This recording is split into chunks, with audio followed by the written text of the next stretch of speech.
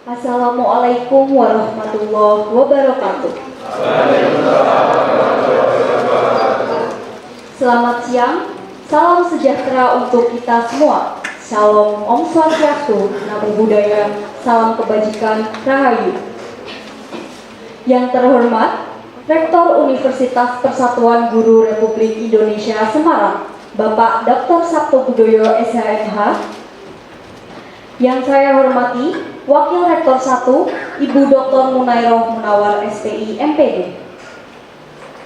Yang saya hormati, Wakil Rektor 2, Ibu Prof. Dr. Endah Rita Sulistiadewi SSI MSI. Yang saya hormati, Wakil Rektor 4, Bapak Prof. Dr. Nur Khoiri SPD MT MPD.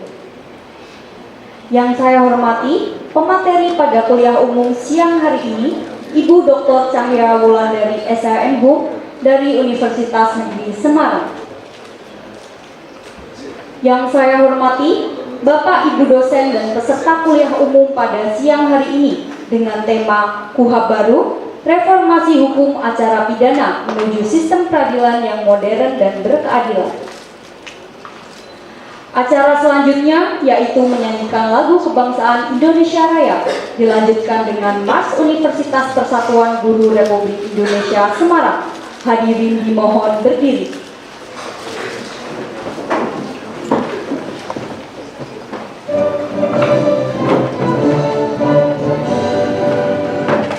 Indonesia tanah airku, tanah tumpah darahku. Di sanalah aku berdiri, jadi pandu ibuku. Indonesia kebangsaanku, bangsa dan tanah airku. Marilah kita berseru, Indonesia bersatu. Hiduplah tanahku, hiduplah negeriku, bangsaku, rakyatku semuanya. Bangunlah jiwanya, bangunlah badannya untuk Indonesia Raya. Indonesia Raya, merdeka, merdeka, tanahku, negeriku yang ku cinta. Indonesia Raya, merdeka, merdeka, hiduplah Indonesia Raya. Indonesia Raya, merdeka, merdeka, tanahku, negeriku yang ku cinta. Indonesia Raya, merdeka, merdeka, hiduplah Indonesia Raya.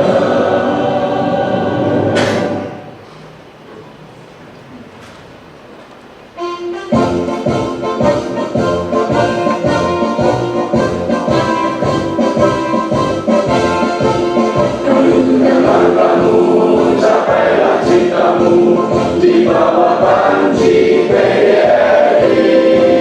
Keluarga selalu semangat perjuangan, tuntaskan semua rintangan. Keluarga selalu semangat pengabdian untuk bangsa dan tanah air. Jadilah sarjana, jadilah cendekia, jutaan rakyat menanti. Tundukkan tanganmu, selamat dewasamu, berpedoman Pancasila. Universitas PGRI, tempat gawi tempat, alma matermu tercinta. Ku kenang jasamu selalu padaku, ku berjanji wujudkan karya nyata. Ku doakan pada Tuhan yang kuasa, Universitas PGRI tetap jaya. Hadirin dimohon duduk kembali.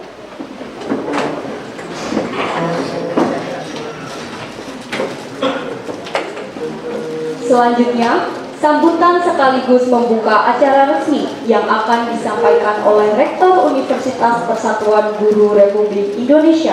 Kepada yang terhormat, Bapak Dr. Sabto Budoyo SMH, kami persilahkan.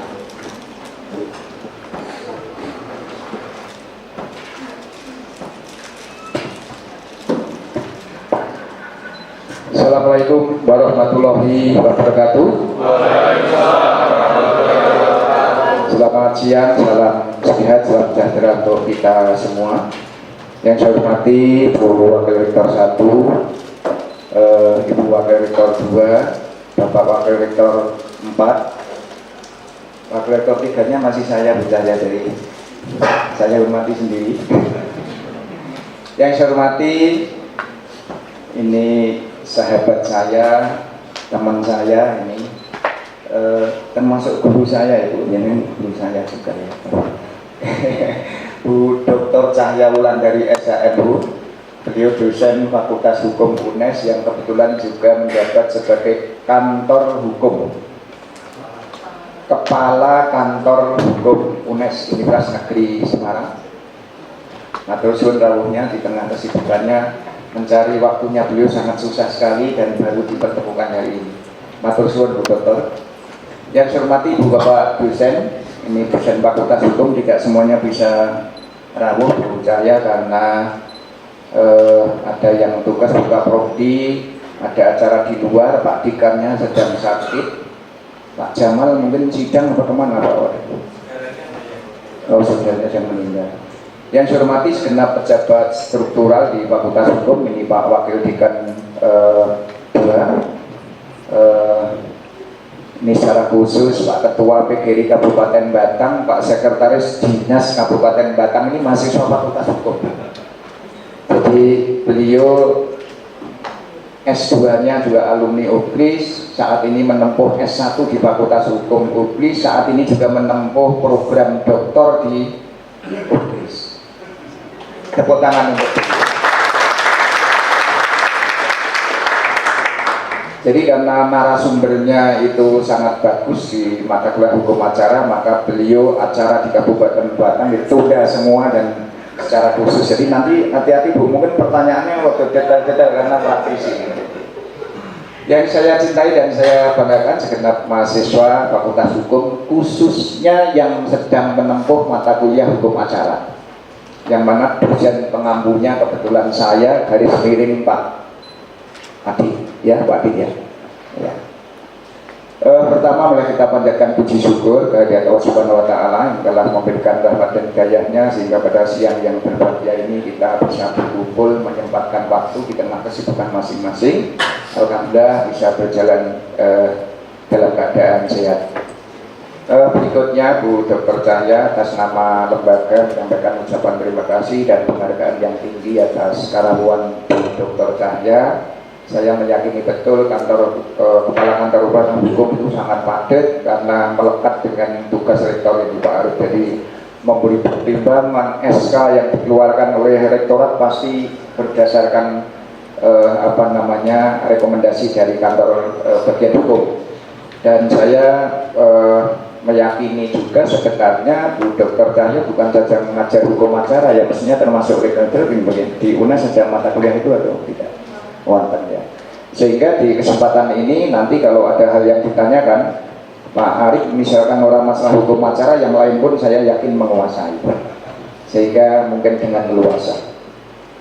Saudara mahasiswa yang saya banggakan, ketika saudara mendapatkan mata kuliah hukum acara oleh Pak Adit maupun saya, mungkin nanti akan dilengkapi oleh Bu Dr. Cahya ini, dan perlu kami sampaikan pada saudara mahasiswa termasuk bapak yang lain bahwa KUHP tinggalan zaman belanda yang sudah sekian tahun cita-citanya ingin mengubah hukum baru di Indonesia baru terwujud pada tahun 2023 dan dipakai pada tahun 2026.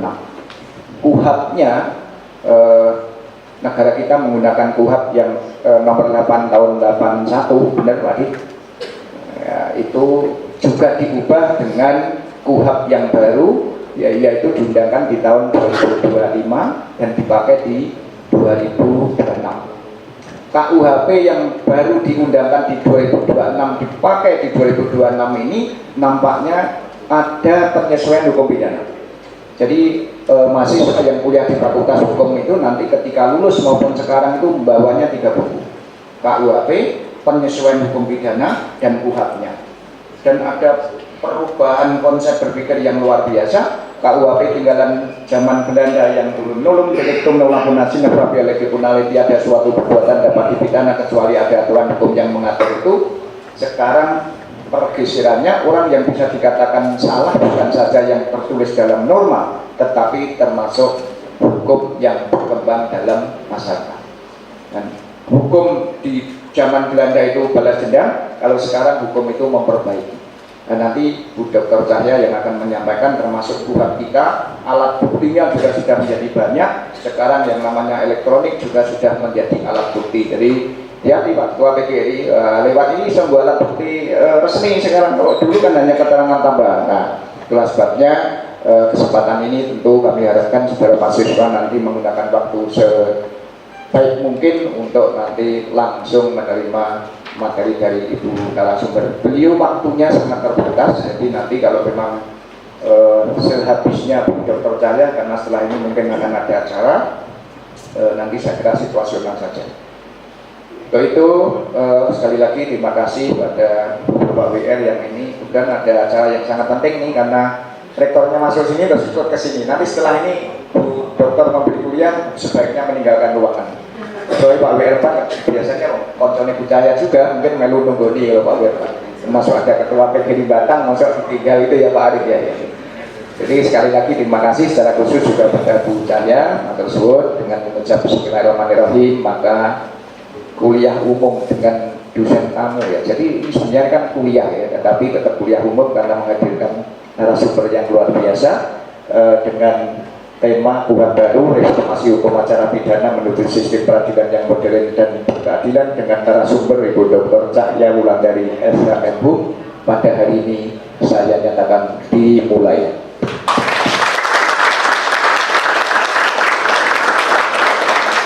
Semoga kita selalu dalam lindungan Allah Subhanahu wa Ta'ala, dan mahasiswa Fakultas Hukum yang sangat menguasai materi di bidang hukum ini nanti bisa ilmunya ditularkan di masyarakat, memberikan kontribusi kepada masyarakat. Itu artinya UPGRIS memberikan makna dan dampak kepada masyarakat, kepercayaan masyarakat terhadap UPGRIS meningkat, dan mahasiswa UPGRIS meningkat untuk kita bersama. Kurang lebihnya mohon maaf. Assalamualaikum warahmatullahi wabarakatuh.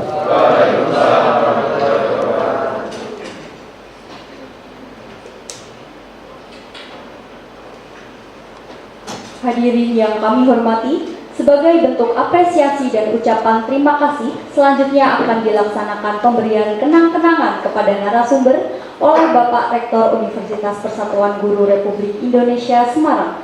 Kepada Bapak Dr. Sabto Budoyo SMH, dipersilahkan.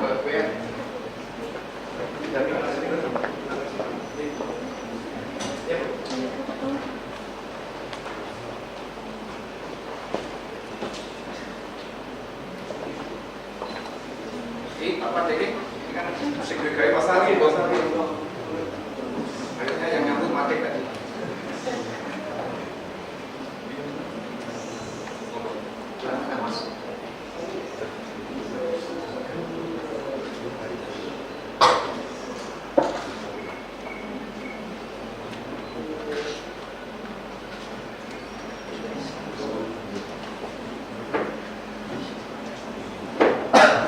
Baik, terima kasih. Kepada Bapak Rektor dan Bapak Ibu Wakil Rektor beserta jajarannya, jika ada keperluan yang lain, berkenan untuk meninggalkan tempat acara. Terima kasih.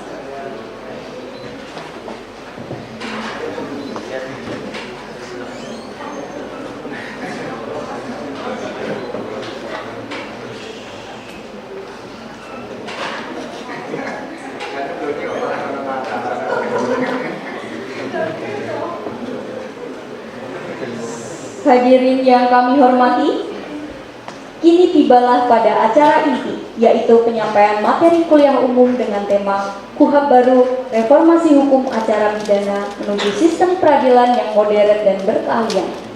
Untuk itu, kepada Ibu narasumber yang terhormat, Dr. Cahya Wulandari SIM HUM, kami persilahkan untuk menyampaikan materi.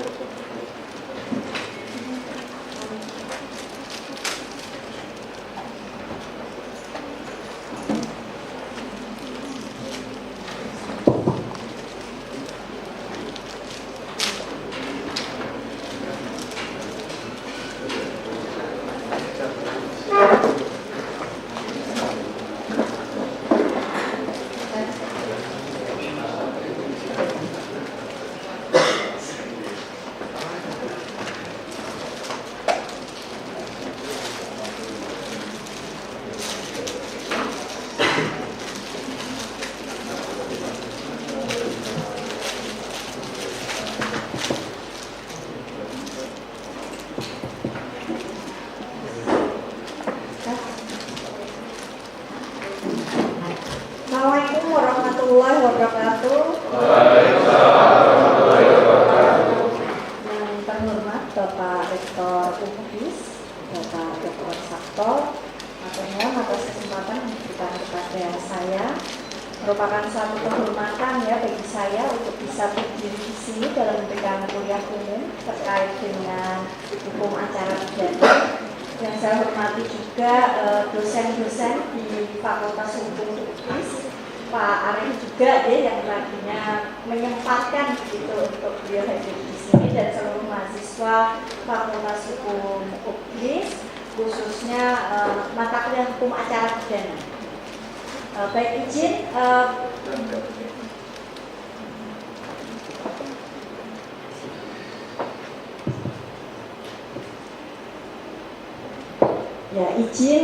Bapak Ibu, Bapak Rektor ya, dan juga seluruh mahasiswa ya yang ada di sini, saya akan menyampaikan terkait dengan perkembangan hukum acara pidana. Jadi saya izin berdiri Bapak Rektor karena supaya lebih interaktif gitu ya. Saya rasa sebenarnya materi ini juga sudah banyak mungkin ya disinggung oleh Bapak Rektor selaku dosen hukum acara pidana maupun Pak Adit ya, untuk hukum acara pidana ini. Ya, di mana memang dalam hukum acara pidana ini sudah ada aturan yang terbaru, yaitu Undang-Undang Nomor 20 Tahun 2025 ya, tentang KUHAP, yang mana sudah mulai berlaku per 2 Januari 2026 bersamaan dengan Undang-Undang Nomor 1 Tahun 2023 tentang KUHP gitu ya. Oleh karenanya memang harus tahu. Ya, saya juga sama gitu ya, mengajar hukum acara pidana, sistem peradilan pidana begitu di Fakultas Hukum UNES juga, yang mana saya selalu menekankan pada seluruh mahasiswa adalah harus mengetahui ya perkembangan yang ada. Oleh karenanya banyak hal krusial yang sebenarnya kalau waktunya itu memang butuh waktu 1 semester gitu sepertinya kalau untuk menyampaikan terkait dengan KUHAP, sehingga nanti saya akan masuk ke bagian-bagian pentingnya saja gitu yang memang perlu saya bahas gitu pada hari ini.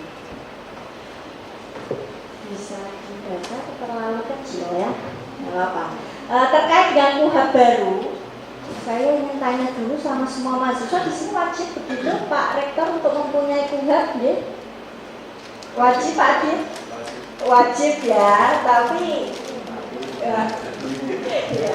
Jadi kalau mahasiswa kami di Fakultas Hukum itu kalau kuliah hukum acara pidana tidak bawa KUHAP, itu saya minta keluar kelas. Saya minta untuk cari KUHAP sampai ketemu gitu. Karena apa? Karena memang yang dipelajari kalau hukum acara pidana pasti bukan KUHAP kan gitu. Karena kalau tidak punya KUHAP-nya, anak zaman sekarang tuh kalau beli kopi aja gitu kan 50.000 dibeli, tapi KUHAP harga yang misalnya lewat online itu hanya 30.000, kadang mikirnya sampai sholat istikharah ya. Nah ini memang kalau nggak diwajibkan sepertinya juga tidak beli. Baik, kita kupas terkait dengan KUHAP ini.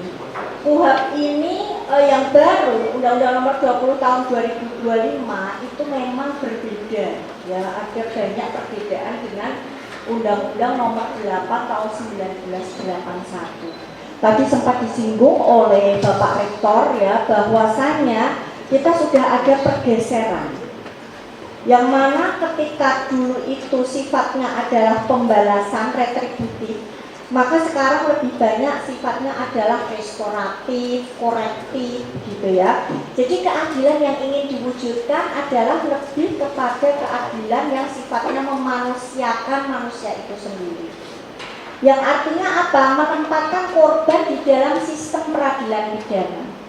Kalau nanti adik-adik semua itu baca ya KUHP, itu di bagian pertimbangan awal itu dinyatakan bahwa tujuan dari lahirnya hukum acara pidana di situ untuk memberikan perlindungan, kemudian penegakan hukum dengan keseimbangan efektivitas, gitu ya.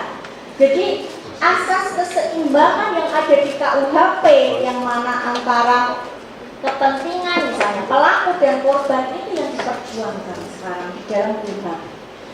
Dalam sistem peradilan pidana kita atau criminal justice system yang dulunya itu korban hanya berperan sebagai saksi, maka sekarang korban itu sudah dilibatkan dalam sistem peradilan pidana kita. Sifatnya dalam bentuk apa? Ya ditanya, ya apa yang diinginkan oleh korban? Makanya dikenal ada namanya restoratif justice atau keadilan restoratif.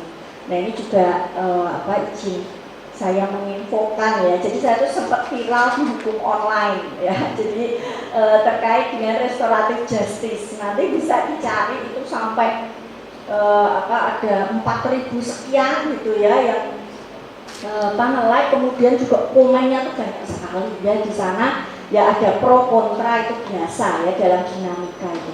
Jadi ide saya terkait dengan restoratif justice ini pada saat saya menjadi narasumber yang mana itu bekerja sama dengan Polda Jawa Tengah. Ya, jadi saya bilang di hadapan polisi karena saya juga tahu ya Pak Rektor, Pak Adi dan mungkin Bapak Ibu semuanya juga praktek ya, selain hanya berteori tapi juga kita ikut terjun di dalamnya gitu. Ternyata untuk restoratif justice ini kalau sudah sampai di kepolisian itu sudah lebih rumit dibandingkan RJ yang sebelum masuk di kepolisian. Oke, kita lihat apa sih isu krusialnya di dalam KUHP 2025. Nah ini bisa kita lihat beberapa pasal, sini ya Pak Rektor, saya tidak enak melewati sini ya. Ada beberapa pasal ya. Di sini adalah penguatan hak tersangka, terdakwa dan terpidana. Kenapa kok ada penguatan hak-haknya tersangka, terdakwa dan terpidana? Kalau nanti adik-adik baca di dalam KUHP, itu sekarang pemeriksaan di tingkat penyidikan itu ada namanya CCTV, kamera pengawas.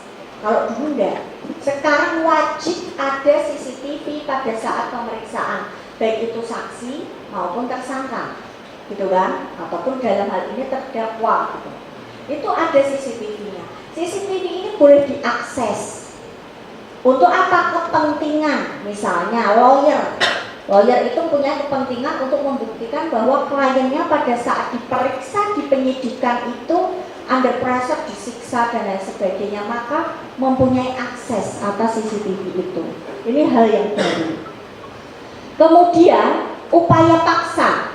Upaya paksa ini juga mengalami perkembangan.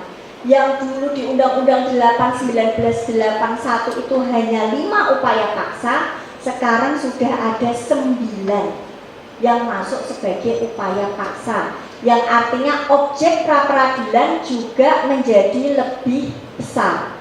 Gitu ya. Upaya paksa itu apa saja yang baru? Nah, nanti kita akan pelajarin. Ada pemblokiran, penyadapan, ya itu termasuk upaya paksa. Kalau misalnya nih yang viral tuh di medsos, kan banyak tuh mahasiswa bilang, wah sekarang nggak privat diurusin nih sama negara gitu kan, takut juga nih nanti disadap tiba-tiba gitu kan, banyak yang nulis tuh di medsos. Tapi Tapi itu adalah bagi yang belum membaca KUHP. Ya, kalau anak hukum enggak boleh berpendapat dasar asumsi. Ya bilang nanti disadap dong baru WA-WA-an gitu kan. Ternyata disadap sama polisi. Enggak semudah itu. Untuk melakukan penyadapan harus sesuai dengan undang-undang penyadapan.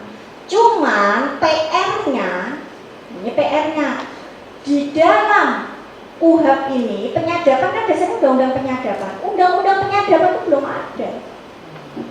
Terus gimana Bu? Di dalam KUHP kalau belum ada undang-undang penyadapan maka belum bisa diterapkan. Ya, berarti belum bisa diterapkan. Banyak sekali kalau nanti dibaca di KUHP selain merujuk ke undang-undang baru itu juga yang sudah diatur dalam peraturan pemerintah. Padahal peraturan pemerintahnya belum ada. Iya, kalau secara legal drafting ini ya Pak Arief ya, kopong gitu bahasanya. Lahir tapi ada kekurangan-kekurangan. Jantungnya belum gitu kan. Ususnya itu baru sekian senti. Padahal nanti pelaksanaannya semua mengacu ke peraturan pemerintah. Oke, kita lihat lagi yang lain. Penguatan mekanisme keadilan restoratif. Tapi ini yang cukup banyak mungkin ya didengar, dikit-dikit kok di RJ-kan, dikit-dikit keadilan restoratif. Kalau gitu orang kaya enak dong, tinggal nabrak habis itu minta damai selesai. Tidak seperti itu konsepnya. Itu adalah asumsi yang tidak belajar hukum acara pidana. Karena restoratif justice, keadilan restoratif itu tidak semudah menawarkan uang, korban setuju selesai. Tidak. Ya, keadilan restoratif itu bahkan kalau saya pernah ya menjadi mediator, kebetulan juga ada sertifikat sebagai mediator ya. Memang itu sertifikat mediator untuk yang APSJ Pak Rektor, sebenarnya alternatif penyelesaian sengketa keperdataan, tetapi ternyata sekarang dengan adanya RJ, mediator itu sebenarnya butuh tersertifikasi. Karena tidak mudah jadi mediator. Saya di kantor hukum UNES itu menangani beberapa yang saya mediasi. Saya sebagai mediator, saya RJ-kan. RJ itu tidak semudah orang ngomong, ya kan? Kalau misalnya orang, udah kamu nanti setuju, ini setuju selesai, ada kesepakatan, enggak gampang. Saya meng-RJ-kan satu kasus itu mulai dari jam 8 pagi sampai maghrib baru selesai. Sampai kepala saya pusing dan kayak mau pingsan karena nggak sempat ini makan cuma berapa menit gitu ya. Dan itu karena sebagai kepala kantor hukum ya free itu saya lakukan udah ya lillahi ta'ala ya, itu free saya lakukan. Dan apa? Saya sempat mengusir lawyer yang ikut proses keadilan restoratif di situ. Maaf ya Pak Adit, Pak kan lawyer juga ya. Oh lawyer juga ya. Waktu itu saya sempat mengusir lawyer.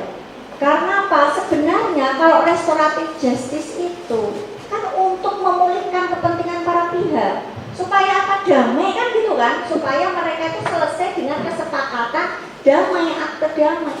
Tapi kalau ada lawyer, nah tergantung lawyernya. Ya kan, apakah punya perspektif untuk mendamaikan atau perspektifnya mau ya berperkara kan gitu. Dan kebanyakan lawyer perspektifnya ngobong, bahasanya gitu ya Pak ya. Jadi ya kalau bisa masuk ke persidangan ngapain sih, selesai gitu. Tapi saya yakin kalau lawyer yang di sini Bapak Ibu semuanya pasti sudah punya perspektif pergeseran, kalau bisa didamaikan damai saja kan begitu. Saya sempat mengusir lawyer karena apa? Karena saya baru ngomong sedikit, saya berikan kesempatan, baik pelaku silahkan dari pihak pelaku gitu kan, untuk mengungkapkan dulu seperti apa. Baru ngomong sebentar baru saya ini nggak setuju, ya kan? Dia itu nggak tahu diri sebagai pelaku, tetapi kenapa justru dia yang pegang kendali? Itu sulit, Ya kita memediasi akan sulit kalau seperti ini. Akhirnya saya tanya, Bapak datang ke sini sebagai apa? Saya sebagai lawyernya. Oke, surat kuasanya ada karena saya di sini sebagai mediator, saya memediasi pelaku korban yang tidak berkepentingan, saya minta meninggalkan ruangan. Akhirnya dia berkelit, surat kuasanya lupa lah, ini padahal itu sangat krusial ya Bapak, fundamental sekali seorang lawyer itu pegang surat kuasa. Kalau nggak pegang surat kuasa ya nothing gitu kan. Di pengadilan juga diusir ya Pak. Nah ini saya minta keluar. Akhirnya selesai, tetapi apa, dengan sangat sulit sekali. Karena apa? Pelaku itu tidak semuanya punya duit. Bahkan bisa dikatakan, maaf, beberapa kasus itu sudah pelakunya miskin, bertingkah lagi, ya kan? Yang seperti itu sulit penyelesaiannya. Karena apa? Diminta ganti rugi, restitusi, itu hak ya. Di KUHAP itu ada namanya restitusi, itu adalah haknya korban untuk meminta ganti rugi, itu material maupun imaterial, kepada siapa, pelaku atau pihak ketiga yang berkepentingan. Itu ada di dalam KUHAP, sehingga bukan kemudian memeras. Pemerasan ini minta-minta duit, itu namanya restitusi bahasa hukumnya. Nah pada saat minta restitusi kan nyebut nominal pasti. Nyebut nominal ini harus ada di titik tertentu yang mana disepakati antara pelaku sama korban. Nah kalau tidak sepakat, ya nggak akan selesai dengan restoratif justice.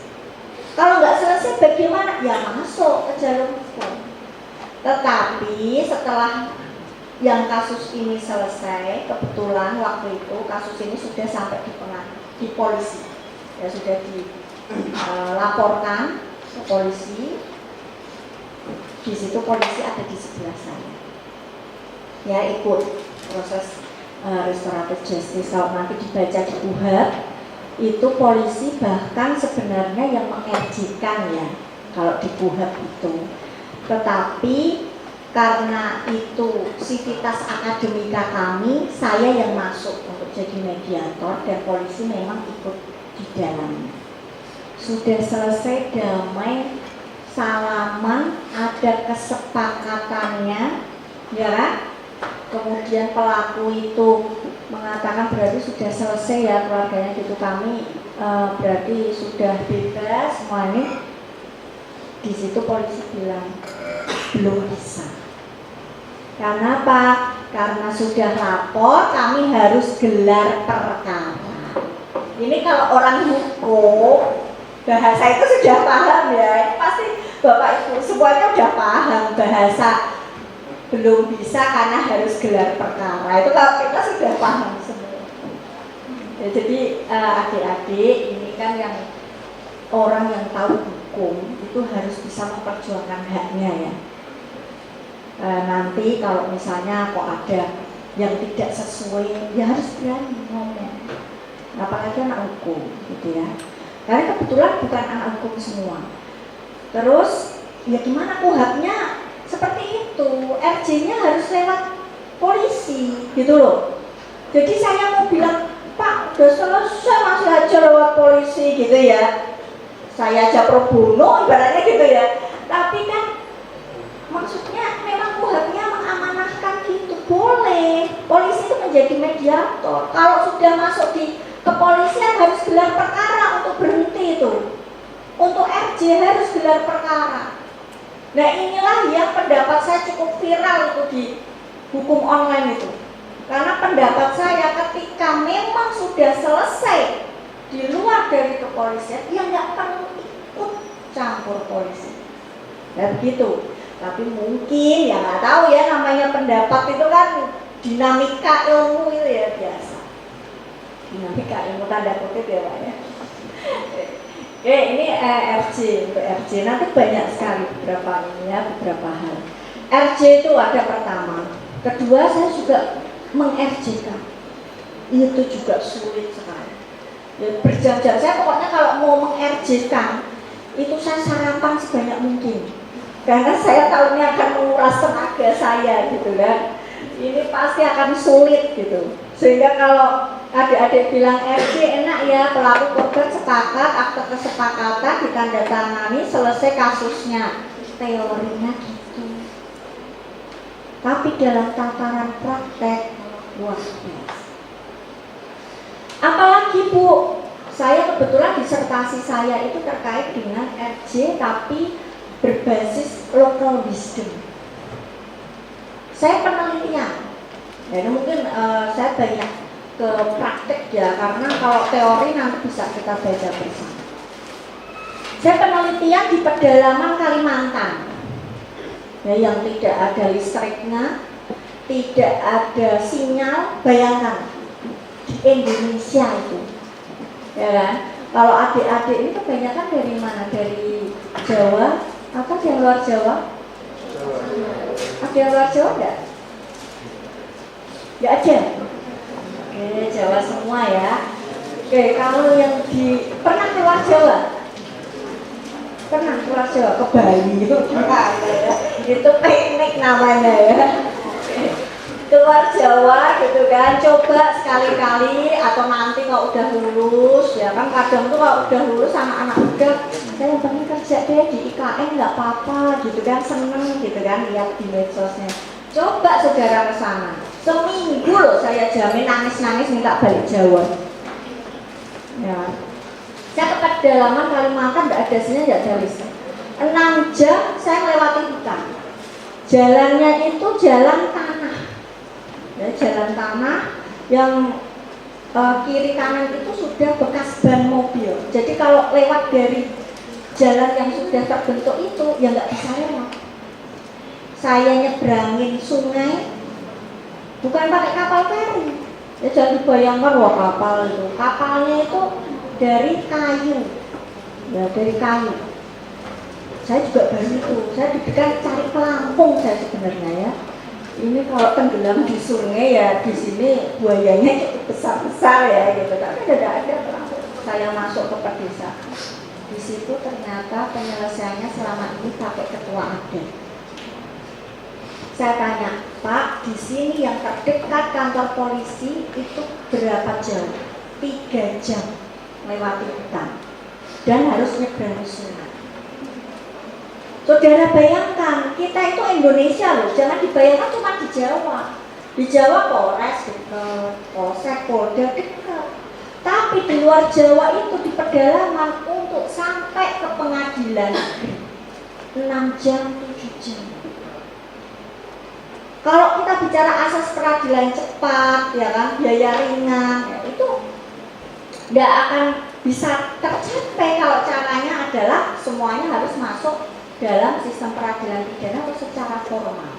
Makanya memang keadilan restoratif ini penting sebenarnya.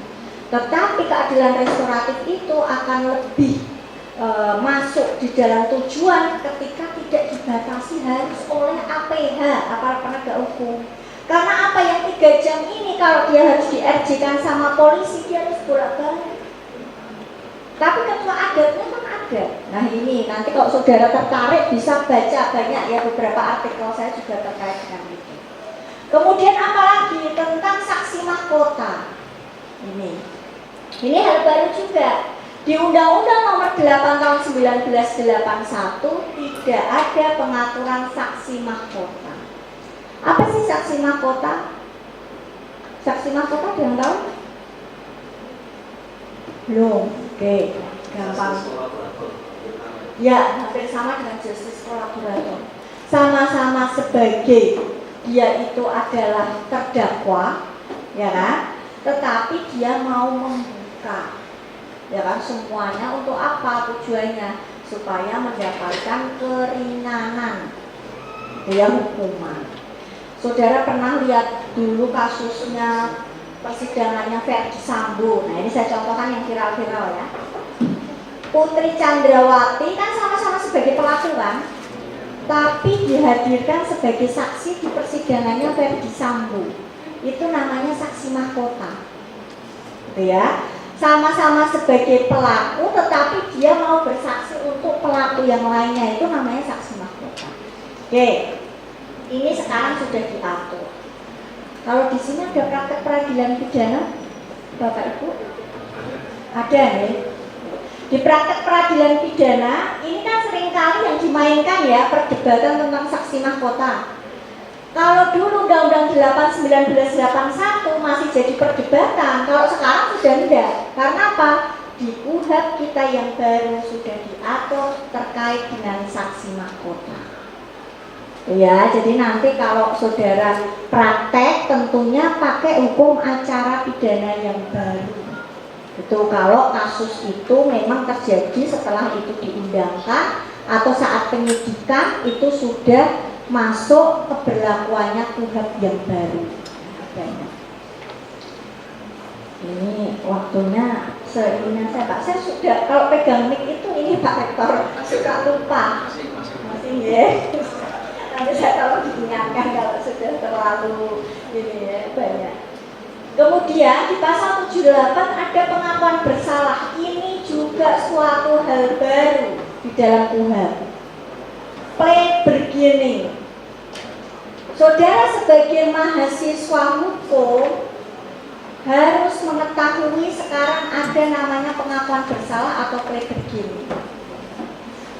Sehingga kalau nanti lihat misalnya ada orang yang dia mengakui bersalah lalu dapat keringanan hukuman, jangan terus ikut-ikutan yang tidak tahu hukum. Ada yang pendapat, wah mesti jaksanya dapat duit, makanya ini ringan gitu kan hukumannya.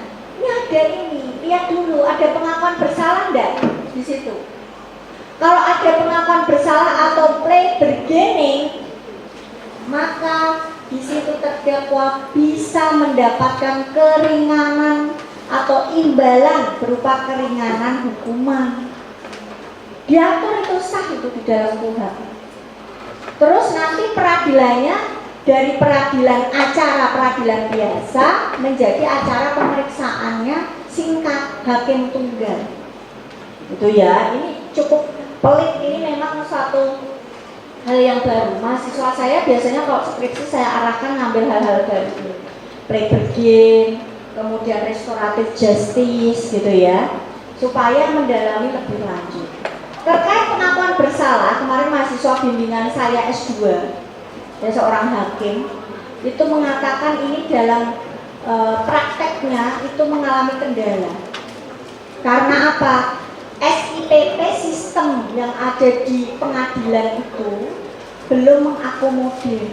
Jadi kalau berubah dari biasa menjadi singkat, itu ternyata nggak bisa masuk di sistem. Jadi perubahan majelis hakim yang awalnya 3 menjadi 1 hakim tunggal itu menjadi terkendala dengan register yang sama. Jadinya banyak ya PR-nya dengan ada KUHP baru ini. Belum mahasiswanya belajar, dosennya ya sama belajar karena baru. Tapi kalau Pak Sabto ini, Pak Rektor sudah mengetahui semua. Ya, saya banyak belajar dari beliau. Kemudian perjanjian penundaan penuntutan. Nah, ini juga suatu yang baru. Ini isu krusial banyak sekali ya. Kalau saya jabarkan nanti saudara tidak pulang ya sampai besok ya. Banyak sekali ini sudah saya buatkan skemanya, barangkali nanti bisa menjadi pegangan dari atau mungkin disempurnakan kembali oleh dosen hukum acara sini ya Pak Adit ya. Jadi ini bisa dilihat. Kita masuk saja langsung ke RJ-nya supaya spesifik ya. Saya akan membahas terkait dengan RJ supaya ada terkait tema kita yaitu yang berkeadilan. Untuk restoratif justice atau keadilan restoratif ini kalau dilihat di KUHP definisinya pendekatan ya. Itu adalah pendekatan penyelesaian perkara dengan melibatkan siapa saja? Pelaku, korban, terus siapa? Hanya pelaku korban, keluarga, pihak lain yang berkepentingan. Boleh. Jadi kayak saya dilibatkan sebagai mediator, boleh. Kemudian karena dia mengalami trauma, maka di situ kemudian dihadirkan orang tuanya itu juga masuk sebagai keadilan restoratif dan memang diperbolehkan. Nah nanti kalau dibaca lebih lanjut di KUHP itu ada beberapa tindak pidana yang nggak bisa diselesaikan dengan keadilan restoratif. Salah satunya adalah tindak pidana kekerasan seksual. Nah, tapi ya sekali lagi, saya mempunyai pemikiran yang sedikit berbeda. Tidak semua TPKS itu tidak bisa selesai dengan RJ. Kalau kita bicara, saya bicara sama orang feminisme, aliran feminisme, saya pasti dihabisi. TPKS gak bisa nih korban gitu. Ibu itu perempuan, masa ibu tidak ini ke korban? Tapi kenapa saya bilang tidak semua kasus TPKS itu harus selesai dengan jalur pidana gitu. Contohnya apa? Misal catcalling, sweet ya, cantik, masuk ya, masuk ini KS loh. Catcalling loh, saudara siul-siul, saudara cuma mau cantik itu masuk kekerasan seksual. Kalau kemudian di situ kok si korbannya ya merasa ya dia awalnya nggak nyaman, gitu kan? Tapi kemudian setelah dipikirkan sudahlah, nggak ada juga kerugian yang maksudnya saya nggak sampai trauma yang sangat dalam. Ya udah nggak apa-apa, ini pelakunya udah minta maaf, nangis sujud misal gitu ya, selesai. Itu berarti RJ sebenarnya. Tapi dengan ketentuan yang ada di dalam KUHP itu termasuk tindak pidana yang dikecualikan, berarti tidak bisa dilakukan RJ. Saya setuju kalau itu memang KS-nya yang benar-benar menimbulkan trauma. Bahkan saya pernah menyelesaikan dengan restoratif justice itu kasus KS. Ya Bu, melanggar dong hukum. Ya kalau udah nyampe SPP saya bilang gitu, sistem peradilan pidana. Tapi kita harus mulai bergeser pemikiran itu. Kalau tujuannya adalah keadilan, maka kepastian hukum itu harus diletakkan di posisi nanti setelah keadilan itu terwujud. Toh di dalam KUHP di pasal 54, kalau ada pertentangan antara kepastian hukum dan keadilan, maka diutamakan keadilan. Nah, kalau mau kepastian hukum ya corong undang-undang kan akhirnya. Ya sarjana hukum kita nggak akan pernah bergeser dari corongnya undang-undang saja. Saya selesaikan karena apa? Korbannya minta sendiri RJ. Walaupun korbannya itu cukup trauma. Jadi dia menjalani ke psikolog ya. Psikolog itu dia harus 2 tahun untuk pemulihan. Ya, selama 2 tahun itu kan ada biaya yang dikeluarkan. Dia lebih minta itu untuk pemulihannya dia juga minta untuk supaya si pelaku ini minta maaf, dan karena pelakunya itu sudah punya istri, punya anak, seorang tukang bangunan pelakunya. Jadi di toilet kejadiannya, memvideokan, belum sempat memvideokan, tapi sudah ketahuan duluan.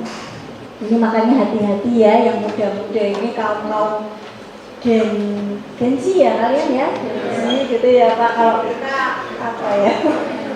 Kalau kita kaum milenial ya, generasi milenial gitu ya. Kalau Bapak Rektor kayaknya juga Gen out ya. Begini lagi ya. Biasanya generasi milenial itu loh, kadang generasi Gen Z ini ya, kadang iseng-iseng. Ya kan videoin temannya.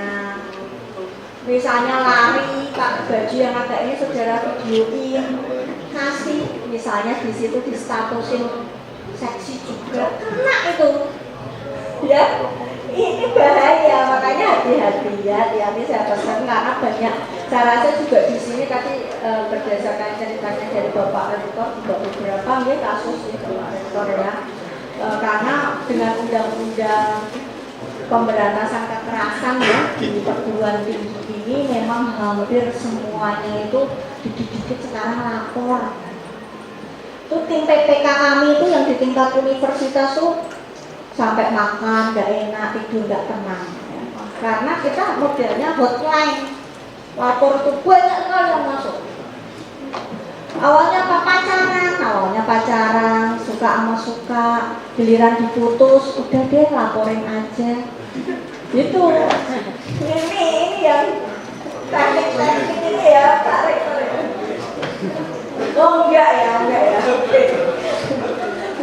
Ya sebagai playing victim ya. Gitu. Ada playing victim Pak Arif. Jadi suka sama suka, udah hidup di kos-kosan 3 tahun. Ya, giliran diputus karena yang cowok itu sama yang lain, dilaporkan ke tim. Dia sudah melakukan kekerasan. Gitu. Ada aja mahasiswa itu ya gitu ya, kalau sudah ini laporkan. Nanti yang dijadikan bukti apa? Misalnya dia ditempeleng, terakhir ditempeleng, udah sakit hati, itu yang jadikan bukti. Ya ada visumnya ada, fotonya ada. Kalau kita bicara secara hukum ya bukti mencukupi, ya jelas, kan gitu. Tapi kemudian kita akan bertanya lebih lanjut, ya kalian gimana kenalnya? Berarti ternyata sudah tinggal 3 tahun bersama. Masa yang ngaji terus?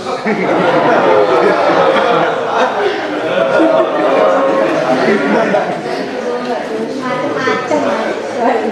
Di sini juga mungkin banyak ya kejadian.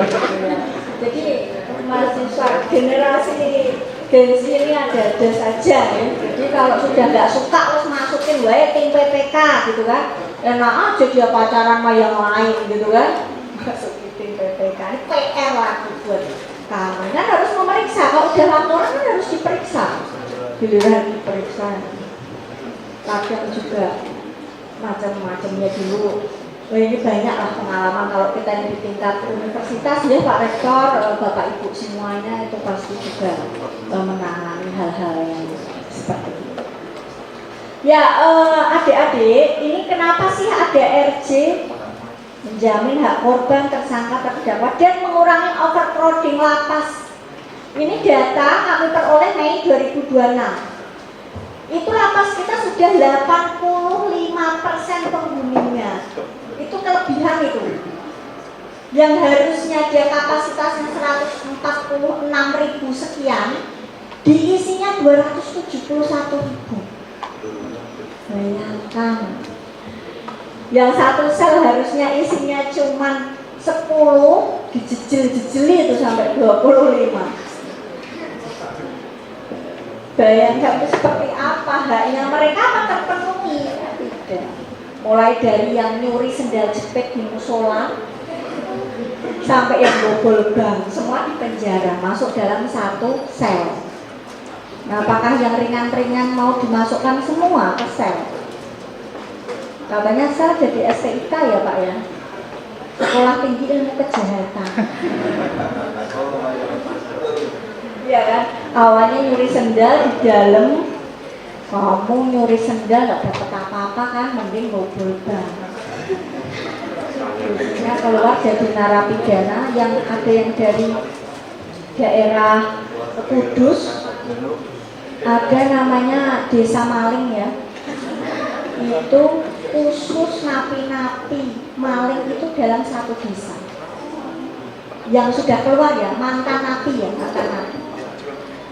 Karena apa, kalau misalnya ya sekarang napi itu keluar melamar kerjaan kan sulit, ya kan? Saudara punya usaha yang lamar mantan narapidana, kira-kira diterima enggak? Ya mending enggak ya kan?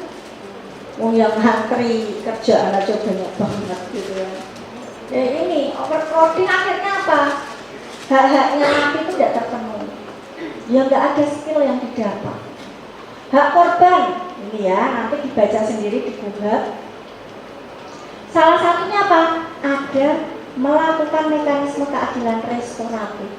Itu haknya korban. Jadi kalau korban minta, Pak, saya maunya diselesaikan damai, itu hak Ya, boleh. Makanya keadilan restoratif itu kalau sudah sampai di polisi ada dua cara.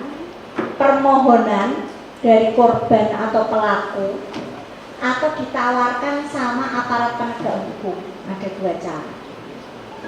Kalau nggak ditawarkan minta sendiri, boleh. Itu haknya. Ini juga hak ya dari pelaku ya, berarti tersangka atau terdakwa ini sama. Oke. Kemudian apa sih dasar hukumnya? Ini yang sudah ada. Ya nanti bisa dibuka ya sendiri, nanti PPT akan saya berikan juga ya, itu bisa dibaca lebih lanjut. Nah di RJ ini tujuannya apa sih? Maaf dari korban atau keluarganya, ada biaya perawatan, ganti rugi, restitusi tadi ya, kerusakan, kemudian akibat, ini semuanya ada di akte kesepakatan damai. Dibuat aktenya perjanjian, berarti sebenarnya ini sudah menarik ranah publik menjadi ranah privat. Ya kan, dari itu adalah terkait dengan yang harusnya selesai dengan hukum negara, ini sudah pakai perjanjian ke ranah privat. Berarti kalau perdata ada asas fakta sunt servanda, kan sebenarnya gitu. Makanya kalau sudah selesai dengan fakta sunt servanda, harusnya ditaati para pihak. Kalau nggak ditaati, berarti sebenarnya masuknya ke bahan prestasi, ya kan? Tapi ini yang kemudian tidak dipahami, ya tidak dipahami lebih lanjut oleh apa APH itu sendiri. Apa sih syarat-syaratnya? Ini syarat-syaratnya ya untuk RJ itu. Diancam hanya dengan pidana denda. Ini syaratnya yang bisa di RJ. Atau diancam dengan pidana penjara paling lama 5 tahun. Berarti kalau lebih dari 5 tahun boleh enggak?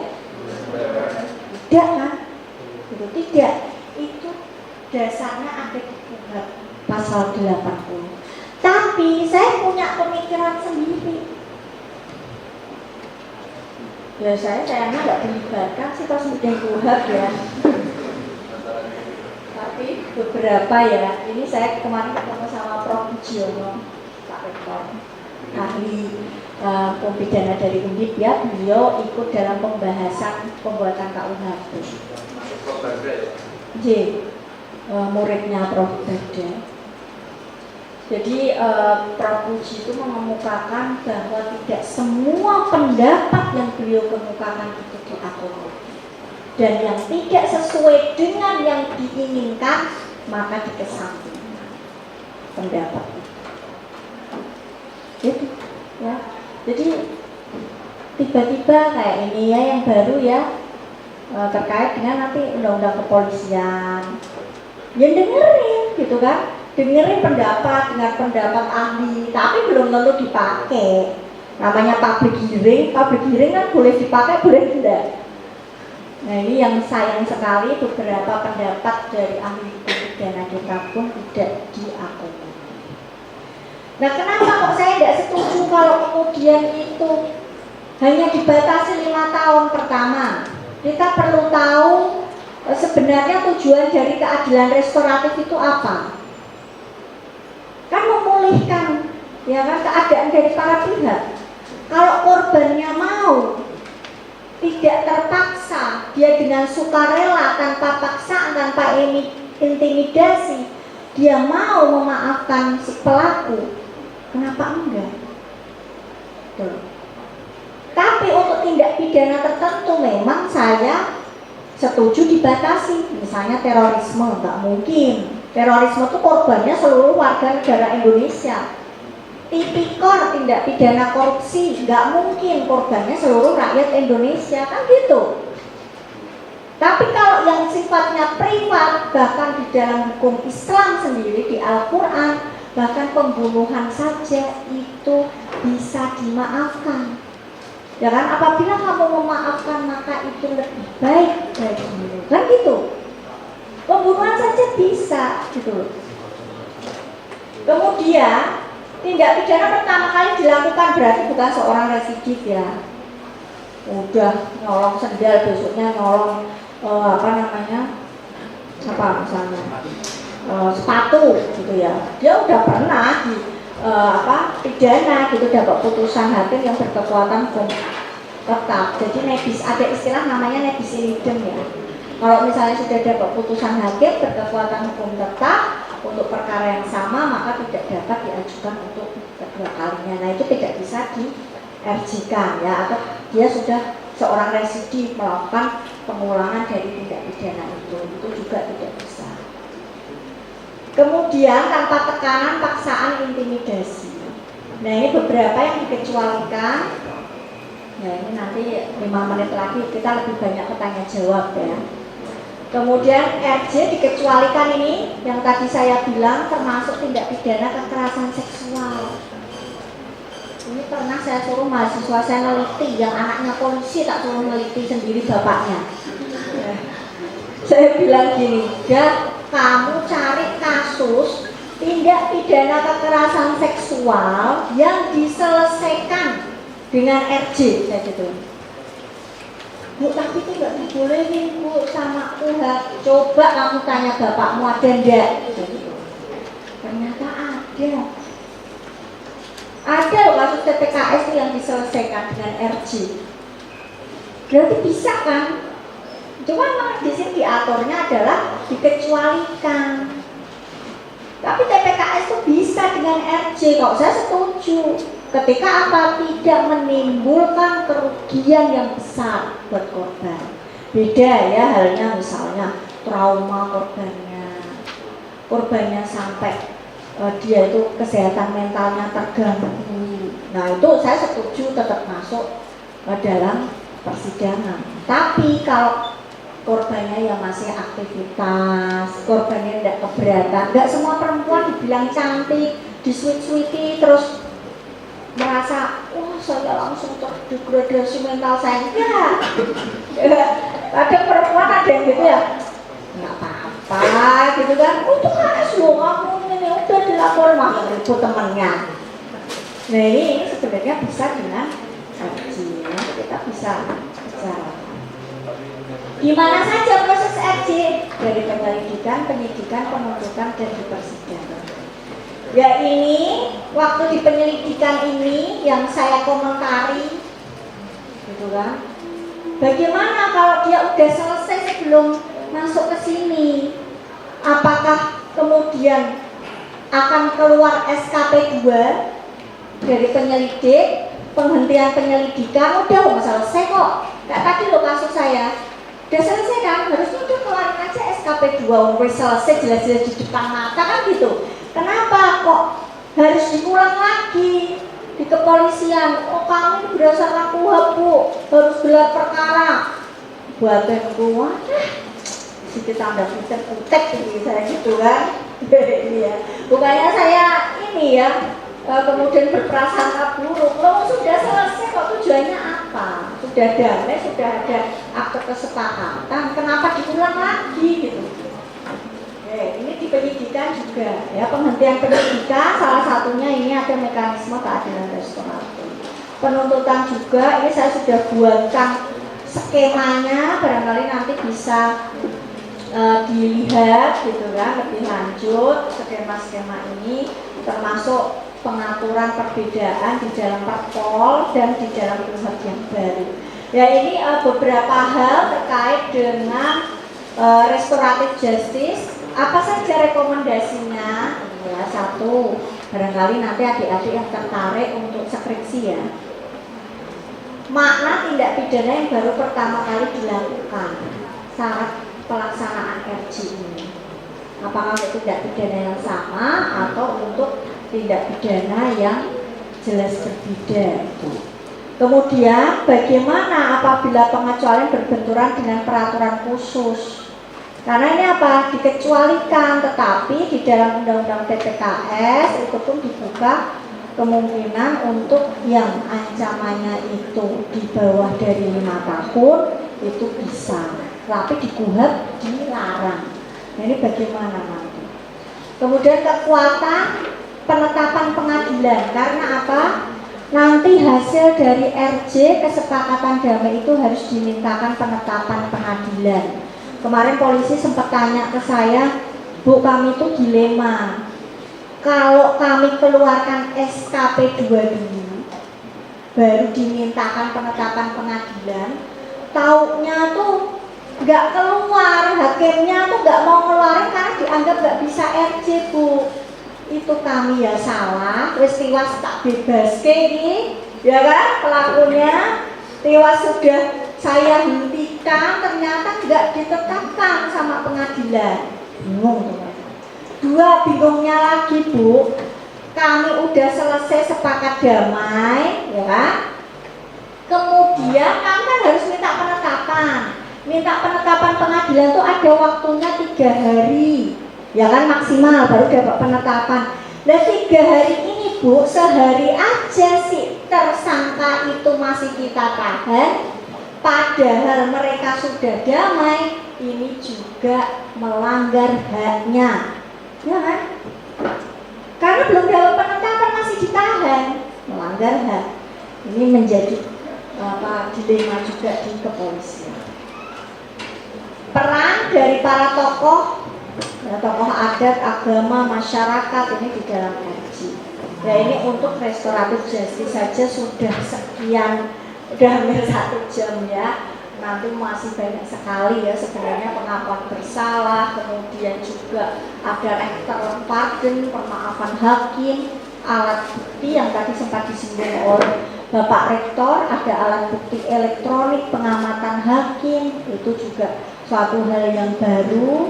Ya, jadi banyak sekali hal baru di dalam kuhap kita yang saya kalau menyampaikan 1 semester ya tidak bisa memang dalam hanya 1 jam atau 2 jam. Itu sedikit yang bisa saya sampaikan terkait dengan restoratif justice.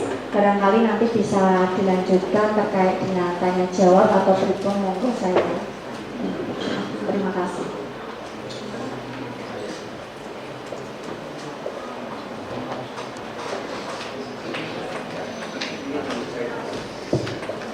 Ya, terima kasih Bu Dokter. Saya ini bukan rektor menjadi moderator, tapi karena ini kebetulan mata kuliah saya, hukum acara. Jadi ini saya pengampu mata kuliah Bu Dokter. Iya.